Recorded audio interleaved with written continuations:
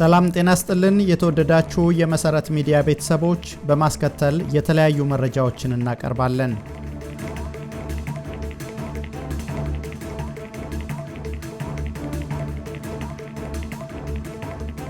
በቅድሚያ ርዕሶቹን ከግብጽ ከሱዳንና ኤርትራ የጦር ጀነራሎች ጋር በመገናኘት ሽብር ለመፍጠር አቅደዋል የተባሉ 11 ግለሰቦች በቁጥጥር ስር ዋሉ። የኢትዮጵያ ንግድ ባንክ ሰራተኞች የምርጫ ካርዳቸውንና የፋይዳ ቁጥር አምጡ የሚል ግፊት እየተደረገባቸው መሆኑን ተናገሩ። ሽሮ ሜዳ አካባቢ በፖሊስ በግፍ የተገደለው ወጣት ጉዳይ ብዙዎችን አሳዝኗል። በአዳማ ከተማ ዙሪያ ያሉ አርሶ አደሮች የራሳቸውን መሬት ለማግኘት እስከ 300,000 ብር የሚደርስ የጉቦ ክፍያ እየተጠየቁ መሆኑን ለመሰረት ሚዲያ ተናገሩ።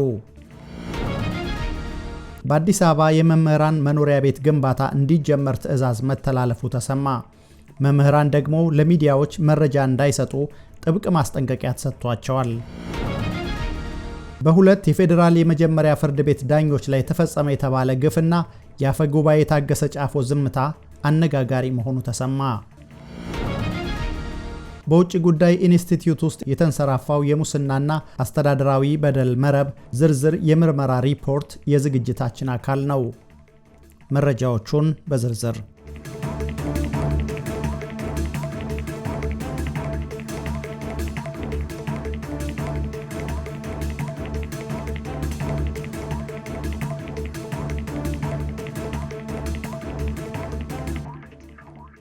ከግብጽ ከሱዳንና ኤርትራ የጦር ጀነራሎች ጋር በመገናኘት ሽብር ለመፍጠር አቅደዋል የተባሉ 11 ግለሰቦች በቁጥጥር ስር ዋሉ።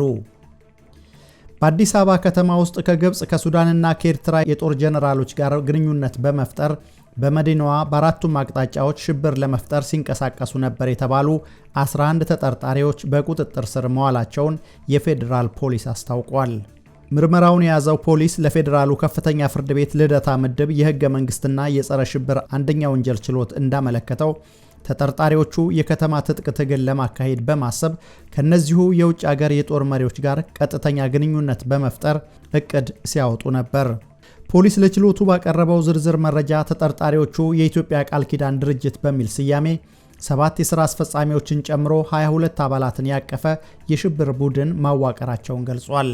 ይህ ቡድን በ4 ቀጠናዎች ተከፋፍሎ የሽብር ጥቃቶችን ለመፈጸም ሲንቀሳቀስ እንደነበር በክሱ ተዘርዝሯል። የፌዴራል ፖሊስ መርማሪዎች ለችሎቱ እንደገለጹት ተጠርጣሪዎቹ ከግብጽ ከሱዳንና ከኤርትራ የጦር ጀነራሎች ጋር ስለመገናኘታቸው የሚያስረዳ ተጨማሪ የቴክኒክ ማስረጃ ከብሔራዊ መረጃና ደህንነት አገልግሎት እየጠበቁ ይገኛሉ። በተጨማሪም ከተጠርጣሪዎቹ እጅ የተያዙ የተለያዩ የኤሌክትሮኒክስ ዕቃዎች፣ መገናኛ ሬዲዮዎች፣ ወታደራዊ አልባሳትና የባንክ ሰነዶች ከወንጀሉ ጋር ያላቸው ግንኙነት እየተጣራ መሆኑን ፖሊስ አስረድቷል። በተለይም ተጠርጣሪዎቹ በመንግስት ከፍተኛ አመራሮች፣ በኤምባሲዎች፣ በውሃ ታንከሮችና በመብራት መሰረተ ልማቶች ላይ ጥቃት ለማድረስ ሲያጠኑ ነበር በሚል ፖሊስ ከባድ ክስ አቅርቧል። በቁጥጥር ስር ከዋሉት መካከል በአንደኛ ተከሳሽነት የተጠቀሱት የአቶ አስናቀው ሲሳይ ማንነት የብዙዎችን ትኩረት ስቧል። አቶ አስናቀው ቀደም ሲል የደቡብ አፍሪካዊ ነጻነት ታጋይ የኔልሰን ማንዴላ የቅርብ ጥበቃ ቡድን ወይም ፕሮቴክሽን ዩኒት አሰልጣኝ የነበሩ ሲሆኑ በደቡብ አፍሪካ የጸረ አፓርታይድ ትግል ወቅት በስዋፖና በዛንላ የነጻነት ንቅናቄዎች ውስጥም ተሳትፎ የነበራቸው ግለሰብ መሆናቸውን በቅርቡ መሰረት ሚዲያ መዘገቡ ይታወሳል። በፓን አፍሪካዊነት እንቅስቃሴያቸውና በታሪክ ተመራማሪነታቸው የሚታወቁት አቶ አስናቀው ከ20 በላይ መጽሐፍትን ለንባብ ያበቁ ደራሲም ጭምር ናቸው። ቤተሰቦቻቸው ለመሰረት ሚዲያ እንደገለጹት አቶ አስናቀው ሚያዝያ 10 ቀን 2018 ዓ.ም አዳዲስ መጽሐፍቶቻቸውን ለማስመረቅ ከውጭ ሀገር ወደ ኢትዮጵያ በተመለሱ በሁለተኛው ቀን ነው ከመኖሪያ ቤታቸው የተወሰዱት። ተጠርጣሪዎቹ በበኩላቸው የቀረበባቸውን የሽብርና የውጭ ጀነራሎች ግንኙነት ክስ ሙሉ በሙሉ ውድቅ አድርገዋል። ሚያዝያ 8 ቀን 2018 ዓ.ም የድምፃዊ ቴዎድሮስ ካሳሁን ወይም ቴዲ አፍሮ አዲስ ሙዚቃ መለቀቁን ተከትሎ ሙዚቃውን በጋራ እያዳመጡ ባሉበት ወቅት ለጥቂት ደቂቃ ትፈለጋላችሁ ተብለው መያዛቸውን ለችሎቱ ተናግረዋል። አሁን የቀረበባቸው ከግብጽ ከሱዳንና ኤርትራ የጦር መሪዎች ጋር ተገናኝታቸዋል የሚለው ክስ ፍጹም ውሸት መሆኑን ገልጸው ሰብሰብ ብሎ ማውራት ዋስ የሚያስከለክል ከሆነ የችሎቱ የህሊና ፍርድ ነው ሲሉ ተከራክረዋል። ይሁን እንጂ ፍርድ ቤቱ የፖሊስን የምርመራ ሂደት ከግምት ውስጥ በማስገባት የተጠርጣሪዎችን የዋስትና ጥያቄ ውድቅ በማድረግ ለመርማሪ ፖሊስ ተጨማሪ 14 የሥራ ቀናት ፈቅዷል። የኢትዮጵያ ንግድ ባንክ ሰራተኞች የምርጫ ካርዳቸውንና የፋይዳ ቁጥር አምጡ የሚል ግፊት እየተደረገባቸው መሆኑን ተናገሩ። የኢትዮጵያ ንግድ ባንክ ሰራተኞች የምርጫ ካርዳቸውንና የፋይዳ ቁጥር አምጡ የሚል ግፊት እየተደረገባቸው መሆኑን ተናገሩ። በኢትዮጵያ ንግድ ባንክ ውስጥ በተለያዩ የሥራ ክፍሎች የሚገኙ ሰራተኞች የምርጫ ካርድ እንዲያወጡና የምርጫ ካርድ ቁጥራቸውን እንዲሁም የፋይዳ ዲጂታል መታወቂያ ቁጥራቸውን ለተቋሙ እንዲያስመዘግቡ በኃላፊዎች በኩል ከፍተኛ ግፊትና ተጽዕኖ እየተደረገባቸው መሆኑን ለሚዲያችን በደረሰ ጥቆማ ተገልጿል። ስማቸው እንዳይጠቀስ የፈለጉ የባንኩ ሰራተኞች እንደገለጹት ከሆነ በመጀመሪያ ደረጃ የምርጫ ካርድ ያወጡ ሰራተኞች ስም ዝርዝር ብቻ እንዲላክ ተጠይቆ የነበረ ቢሆንም አሁን ግን ሂደቱ ተቀይሮ እያንዳንዱ ሰራተኛ የግል የምርጫ ካርድ ቁጥሩንና የፋይዳ ቁጥሩን በልዩ ፎርም ላይ ሞልቶ እንዲያስረክብ ጥብቅ መመሪያ ተላልፏል። ይህ በባንኩ ሰራተኞች ላይ እየተደረገ ያለው አሰራር በሰራተኛው ዘንድ ትልቅ ስጋት የፈጠረ ሲሆን የመምረጥና የመመረጥ መብት በነፃነት ላይ የተመሰረተ ሆኖ ሳለ ለምን የግል መረጃዎች በግዴታ መልክ ለመሰብሰብ እንደተፈለገ ግልጽ እንዳልሆነላቸው ሰራተኞቹ በምሬት ገልጸዋል። ይህ በኢትዮጵያ ንግድ ባንክ ውስጥ እየተፈጸመ ያለው ተግባር የኢትዮጵያ ብሔራዊ ምርጫ ቦርድ በቅርቡ በይፋ ካወጣውና ማንኛውም የመንግስት መስሪያ ቤትም ሆነ የልማት ድርጅት ሰራተኞቹን ለምርጫ እንዲመዘገቡ ማስገደድ የለበትም ከሚለው ጥብቅ መመሪያ ጋር በቀጥታ የሚቃረን ሆኖ ተገኝቷል። የኢትዮጵያ ብሔራዊ ምርጫ ቦርድ በቅርቡ ባወጣው መግለጫ ማንኛውም ተቋም የምርጫ ምዝገባን ከሰራተኞች መብትና ጥቅም እንዲሁም ከደሞዝ ወይም ከስራ ዋስትና ጋር ማያያዝ በፍጹም ህገወጥ ተግባር መሆኑን አሳስቧል። ቦርዱ አክሎም የመንግስት አካላትም ሆኑ የተለያዩ ተቋማት ዜጎች በገዛ ፈቃዳቸው መመዝገብና አለመመዝገብ ያላቸውን ዲሞክራሲያዊ መብት ማክበር እንዳለባቸው በማሳሰብ መሰል ግፊቶች በሚታዩባቸው አካባቢዎች ላይ አስፈላጊውን ህጋዊ እርምጃ እንደሚወስድ አስታውቋል። በአሁኑ ወቅት በንግድ ባንክ ሰራተኞች ላይ እየተፈጸመ ያለው ይህ የፎርም ማስሞላት ተግባር ሰራተኞች በስራ ገበታቸው ላይ በነፃነት እንዳይሰሩ የስነ ልቦና ጫና የፈጠረባቸው ሲሆን ቦርዱ ቀደም ሲል የሰጠው ማስጠንቀቂያ በተግባር ተተርጉሞ መሰል ህገወጥ አሰራሮች በአስቸኳይ እንዲቆሙ ሰራተኞቹ ጥሪያቸውን አቅርበዋል። ምርጫ ቦርድ በማንኛውም ሁኔታ ምርጫን አስገዳጅ ማድረግ የምርጫውን ተአማኒነትና ነፃነት የሚያሳጣ ተግባር በመሆኑ መሰል ቅሬታዎች በሚቀርቡባቸው ተቋማት ላይ የክትትል ስራዎችን እንደሚያጠናክርና ህግ ተላላፊዎችን ተጠያቂ እንደሚያደርግ በተደጋጋሚ ሲገልጽ ቆይቷል። ሽሮ ሜዳ አካባቢ በፖሊስ በግፍ የተገደለው ወጣት ጉዳይ ብዙዎችን አሳዝኗል። በአዲስ አበባ ከተማ ጉለሌ ክፍለ ከተማ ልዩ ስሙ ሽሮ ሜዳ ተብሎ በሚጠራው አካባቢ ተገኝ ባልቻ ወይም በቅጽል ስሙ ኦሮሮ የተባለ ወጣት በአንድ የፖሊስ አባል በተተኮሰ ጥይት ህይወቱ ማለፉን መሰረት ሚዲያ ከአካባቢው ነዋሪዎችና ከቅርብ ወዳጆቹ ሰምቷል። ሟች ተገኝ ባልቻ ቀደም ሲል በሽሮ ሜዳ አካባቢ ስኬታማ የነጠላ ነጋዴ እንደነበርና ራሱንና ቤተሰቡን ከመደገፍ አልፎ ለጓደኞቹና ለተቸገሩ ደራሽ እንደነበር ይነገራል። ይሁን እንጂ በልማት ምክንያት የንግድ ሱቁ በመፍረሱና ንብረቱ በመጥፋቱ ለከፍተኛ የገንዘብ ኪሳራና ለስነ ልቦና ቀውስ መዳረጉን ግለሰቡን የሚያውቁ ለሚዲያችን ተናግረዋል። ይህን ተከትሎ በገባው ከፍተኛ ቁጭትና ንዴት ውስጥ ሆኖ ከአንድ ወር በፊት ሞተር ተራ ተብሎ በሚጠራው ስፍራ ከአንድ የፖሊስ አባል ጋር በፈጠረው አለመግባባት ለቀናት ታስሮ እንደነበር ታውቋል። ወጣቱ በቁጥጥር ስር ውሎ በነበረበት ወቅት አባቱ ከዚህ ዓለም በሞት የተለዩ ሲሆን ተገኝ የአባቱን የቀብር ስነ ስርዓት እንኳን ሳይታደም በእስር ቤት ውስጥ ሆኖ ሐዘኑን እንዲያሳልፍ መገደዱ ታውቋል። ከሳምንታት በፊት በዋስትና ተፈቶ የአባቱን መቃብር በመጎብኘት ሐዘኑን እየተወጣ ባለበት ወቅት ነው ድንገተኛው የግድያ ጥቃት የደረሰበት። ሚያዝያ 29 ቀን 2018 ዓ.ም ተገኝ ከጓደኞቹ ጋር ባለበት ስፍራ ተቀምጦ እያለ በፓትሮል መኪና የመጡ የጸጥታ አካላት ለጥያቄ ትፈለጋለህ በሚል ወደ ሽሮ ሜዳ 02 ጣቢያ ወሰዱት የሚሉት አንድ ጉዳዩን በቅርበት የሚያውቁ የአካባቢው ነዋሪ ናቸው። መረጃዎች እንደሚያመለክቱት ቀደም ሲል ከሟች ጋር ጸብ ነበረው የተባለው የፖሊስ አባል በጣቢያው በር ላይ በነበረበት ወቅት ሽጉጡን አውጥቶ 4 ጊዜ በመተኮስ ወጣቱን ህይወቱን እንዲያልፍ ካደረገ በኋላ ከአካባቢው መሰወሩ ተነግሯል። ሽሮ ሜዳ አንድ የጋሞ ተወላጅ በፖሊስ ተገድሎ በመሞቱ በአካባቢው ውጥረት አለ። መንቀሳቀስ አልቻልንም። መኪና ማለፍ ተከልክሏል። ሰፈሩ በሙሉ በፖሊስ ተከቧል። ለቀስተኛው ግድያውን ሲቃወሙ እየተሰሙ ነው የሚሉት ሌላኛው ስም አይጠቀስ ያሉ የአካባቢው ነዋሪ ናቸው። የአካባቢው ነዋሪዎችና የሟች ወዳጆች በድርጊቱ እጅግ ማዘናቸውንና ድርጊቱን የፈጸመው የሕግ አስከባሪ በሕግ እንዲጠየቅ ድምፃቸውን እያሰሙ ይገኛሉ። የሰው ልጅ ነፍስ ዋጋ እያጣ ነው የሚሉት ቅሬታ አቅራቢዎች መንግስት በሕግ ስም የሚፈጸሙ መሰል ጥቃቶችን እንዲያስቆም ጠይቀዋል። መሰረት ሚዲያ ጉዳዩን በተመለከተ ከሚመለከታቸው የፖሊስ አካላት ተጨማሪ መረጃ ለማግኘት ጥረት እያደረገ ይገኛል። በአዳማ ከተማ ዙሪያ ያሉ አርሶ አደሮች የራሳቸውን መሬት ለማግኘት እስከ 300,000 ብር የሚደርስ የጉቦ ክፍያ እየተጠየቁ መሆኑን ለመሰረት ሚዲያ ተናገሩ። በአዳማ ከተማ አስተዳደር ስር በሚገኙ ደካ አዲና ወንጂ በተባሉ አካባቢ በሚኖሩ አርሶ አደሮች ላይ እየተፈጸመ ያለው መጠነ ሰፊ የሰብአዊ መብት ጥሰትና የሙስና ተግባር እጅግ አሳሳቢ ደረጃ ላይ መድረሱን የሚያሳዩ መረጃዎች ለሚዲያችን ደርሰዋል። በቦሌ ክፍለ ከተማና በደካ አዲ አካባቢ ያሉ አመራሮች ስልጣናቸውን መከታ በማድረግ አርሶ አደሮች የራሳቸውን መሬት ለማግኘት እስከ 300,000 ብር የሚደርስ የጉቦ ክፍያ እንዲፈጽሙ እያስገደዱ ሲሆን ይህንን ከፍተኛ ገንዘብ መክፈል የማይችሉ ደካማ እናቶችን ደግሞ በተሳሳተ መንገድ ለማጥቃት ጥረት እያደረጉ ይገኛሉ ተብሏል። እነዚህ አመራሮች የገንዘብ አቅም የሌላቸውን እናቶች ለማሰር ሲሉ መሬት በጨረቃ ሸጣቸዋል የሚል በኮምፒውተር የተቀነባበረ የሐሰት ሰነድ እንደ ማስረጃ በመጠቀም ንጹሃንን ለእስርና ለእንግልት እየዳረጉ መሆኑ ተገልጿል። ከዚሁ ጋር ተያይዞ ከቀናት በፊት ሌሊት በመኖሪያ ቤቶች ላይ በተፈጸመ ድንገተኛ ጥቃት ለገለልተኛ ሚዲያዎች መረጃ ሰጥታቸዋል በሚል ምክንያት በህፃናት ላይ ጭምር ድብደባ መድረሱ ታውቋል።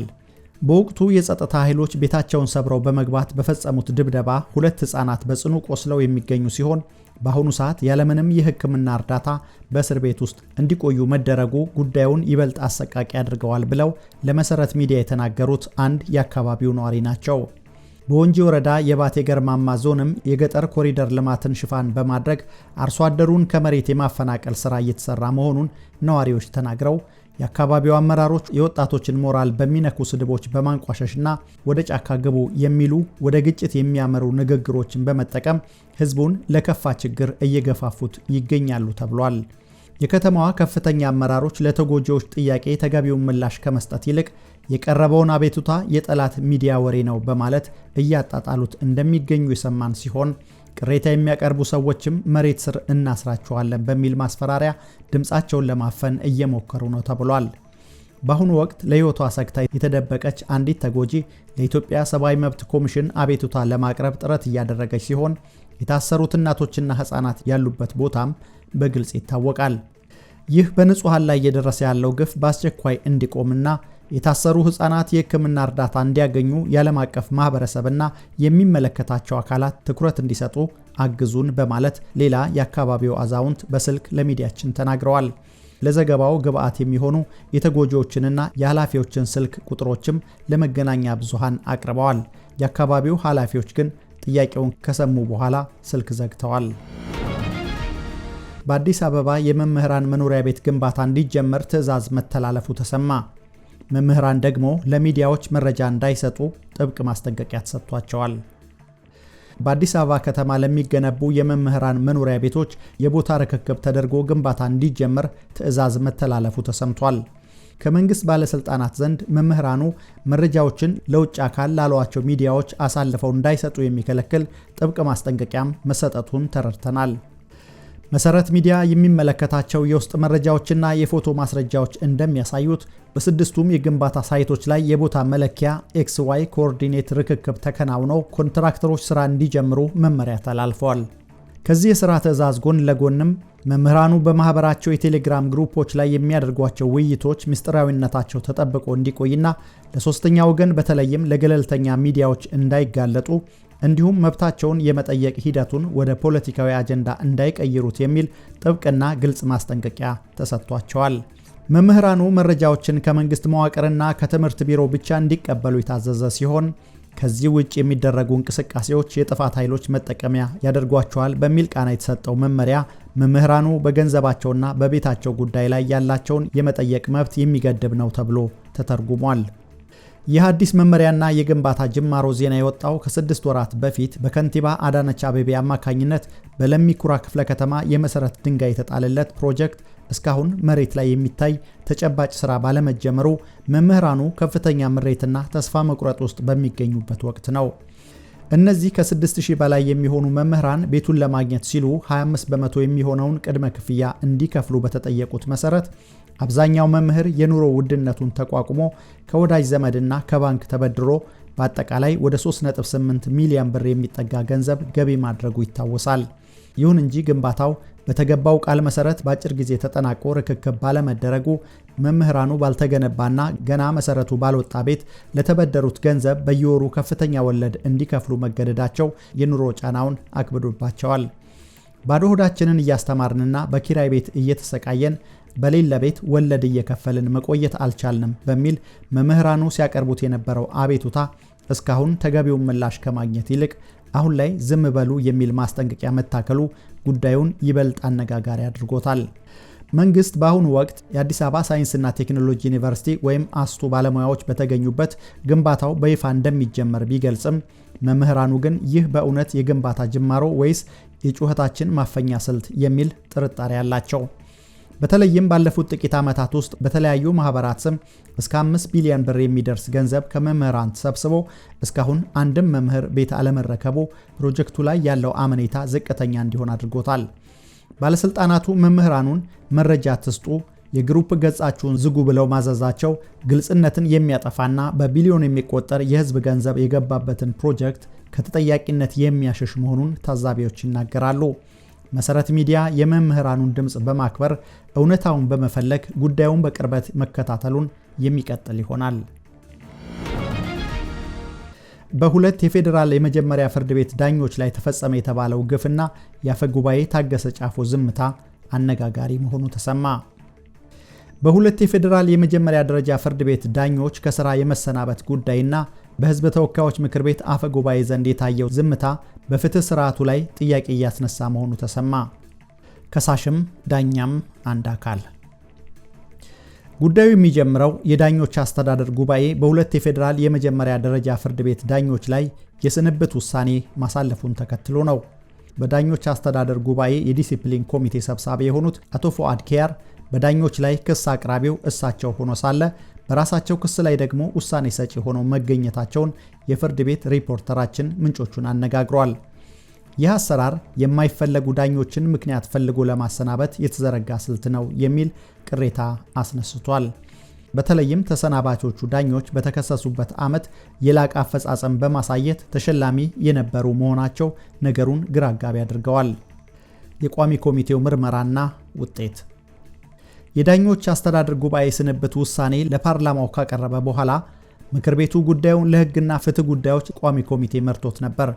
ቋሚ ኮሚቴውም ሁለቱንም ወገኖች ማለትም ዳኞቹንና ጉባኤውን አነጋግሯል። እንዲሁም የሰነድ ማስረጃዎችን በጥልቀት መርምሯል። በምርመራውም ዳኞቹ ጥፋት መፈጸማቸው ቢረጋገጥም ጥፋቱ ግን ለስንብት የሚያበቃ አይደለም የሚል ድምዳሜ ላይ ደርሷል።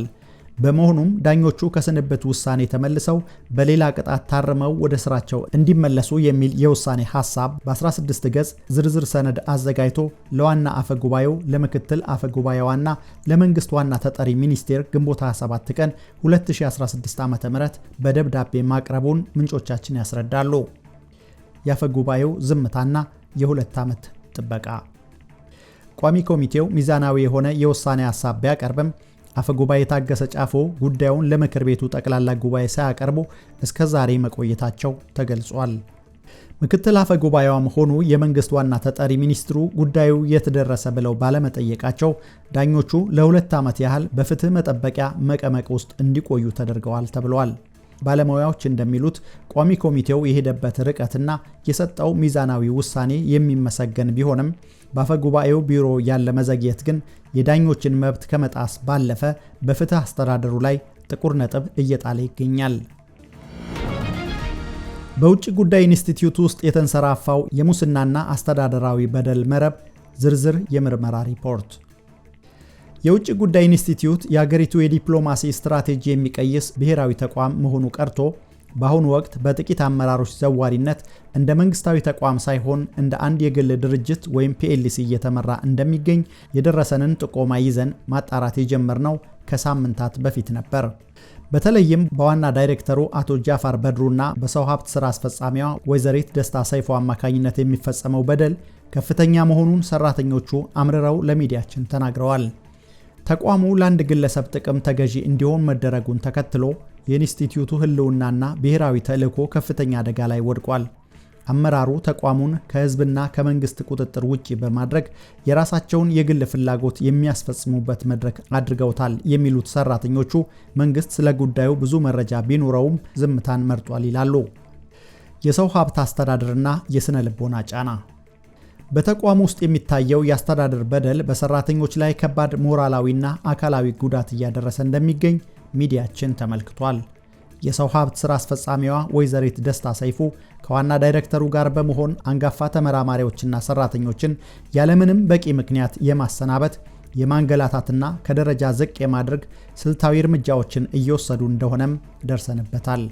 በተለይም የትምህርት ማስረጃቸው የሀገሪቱን ሕግ የማይመጥን ግለሰቦች በዋና ዳይሬክተሩ ይሁንታ ወደ ተቋሙ እንዲገቡ መደረጉ የሙያ ስነ ምግባሩን አክስሮታል።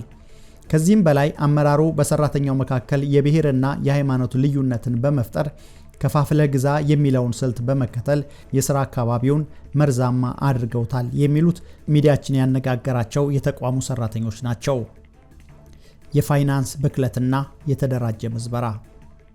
በኢንስቲትዩቱ ውስጥ የሚፈጸመው የፋይናንስ ምዝበራ በበርካታ መንገዶች የተዘረጋ እንደሆነ ይታያል። ተቋሙ በሕግ ያልተፈቀደለትን የፕሮጀክት ኦፊስ በማቋቋም ከተለያዩ የመንግስት መስሪያ ቤቶች ማለትም ከሰላም ሚኒስቴር፣ ከፍትህ ኢንስቲትዩትና ከዲያስፖራ ኤጀንሲ ጋር ህገወጥ ስምምነቶችን በመፈረም በሚሊዮን የሚቆጠር ብር ለግለሰቦች ጥቅም እንዲውል እንደተደረገ መረጃዎች ያሳያሉ። በተጨማሪም በተከታታይ ለ3 ዓመታት በተዘጋጁ ትላልቅ ኮንፈረንሶች ላይ አንድ ተወዳዳሪ ብቻ ጨረታውን እንዲያሸንፍ በማድረግ አመራሮች የጀርባ ኮሚሽን እንደሚቀበሉ ተደርሶበታል። የምዝበራው ሌላኛው ገጽታ የሁለት ውሃዎች አብይ ስትራቴጂ የተሰኘውን መጽሐፍ ህትመት የተመለከተ ነው። ከዚህ መጽሐፍ ህትመት ከተሰበሰበው ከ10 ሚሊዮን ብር በላይ ውስጥ መጽሐፉን የጻፉት ተመራማሪዎች ምንም አይነት ክፍያ እንዳያገኙ ተደርጎ ገንዘቡ በዋና ዳይሬክተሩና በቀድሞ የዋልታ ዋና ስራ አስኪያጅ አቶ መሐመድ ሐሰን ኪስ እንደገባ ስማችን አይጠቀስ የሚሉት ምንጮች ጠቁመዋል። ለምረቃ ፕሮግራሙ ከዋልታ ሚዲያ ጋር በመሆን ከአብሮት ቤተ መጻሕፍት ጋር በተደረገ ዝግጅት ከ4 ሚሊዮን ብር በላይ ያለ አግባብ መባከኑ ታውቋል። የመንግስት ንብረት አጠቃቀምና የሐሰት ሰነዶች። የመንግስት ንብረት አጠቃቀምን በተመለከተ ተመራማሪዎች ለጥናትና ምርምር ስራ የመስካበልና የትራንስፖርት ተከልክለው አውቶቡስ በሚጠባበቁበት ወቅት ዋና ዳይሬክተሩ 3 መኪናዎችን ለግልና ለቤተሰባቸው ጥቅም እየዋሉ እንደሚገኙም የምርመራ ዘገባችን ደርሶበታል። ከዚህ ባለፈም ዋና ዳይሬክተሩ በሹፌራቸው ስም የአንድ ቀን አበል 80 ሺህ ብር ድረስ እንዲወጣ በማድረግ ከአዳማ ናዝሬት ሆቴሎች የሐሰት ደረሰኝ በማቅረብ የመንግስት ካዝና እየመዘበሩ መሆኑ ተጋልጧል። ከፍተኛ ዋጋ ያላቸው ላፕቶፖች፣ ስልኮችና ታብሌቶችም ለተቋሙ ስራ ሳይሆን ለግል ጥቅም ተከማችተው እንደሚገኙ ታውቋል። የተቋማዊ ተልዕኮ ውድቀት። ኢንስቲትዩቱ ሊያከናውነው የሚገባው የቲንክ ታንክና የጥናት ስራዎችን ሙሉ በሙሉ በመተው ለአመራሮች ግላዊ ገጽታ ግንባታና ለፖለቲካ ፕሮፓጋንዳ ብቻ እንዲውል አድርጓል የሚሉት የተቋሙ ቀደምት ሰራተኞች ናቸው። ተቋሙ ተጠሪነቱ ለውጭ ጉዳይ ሚኒስቴር ቢሆንም ዋና ዳይሬክተሩ የሚኒስቴር መስሪያ ቤቱን ስብሰባዎች እንደማያከብሩና ከሌሎች ከፍተኛ አመራሮች ጋር ያላቸው ግንኙነት ደካማ መሆኑ ተጠቁሟል። በኢንስቲትዩቱ ውስጥ ያሉ ምክትል ዳይሬክተሮችን ስልጣን በመንጠቅና ሁሉንም ውሳኔዎች በአንድ ግለሰብ እጅ በማድረግ የሚታየው አምባገነናዊ አካሄድ ተቋሙን ወደማይመለስ ውድቀት እየመራው ይገኛል በማለት አክለዋል። በዚህ ዙሪያ የደረሱንን ማስረጃዎች በስፋት የመረመርን ሲሆን የምንጮቻችንን ማንነት ለመጠበቅ ከማቅረብ ተቆጥበናል። የተወደዳችሁ የመሰረት ሚዲያ ቤተሰቦች ለዛሬ የተዘጋጁላችሁ መረጃዎች እነዚህ ነበሩ። በየዕለቱ ሰብስታክ ላይ የሚለቀቁ መረጃዎችን በፍጥነትና በቅድሚያ ለማግኘት የፕሪሚየም አባል እንድትሆኑ እንጋብዛለን። መረጃዎቹን ያቀረብኩላችሁ ሳሙኤል አሰፋ፣ የምስልና ድምፅ አርቶት ስራዎችን በማቀናበር ኢዩኤል ስቡህ አብረናችሁ ቆይተናል። ሰላም።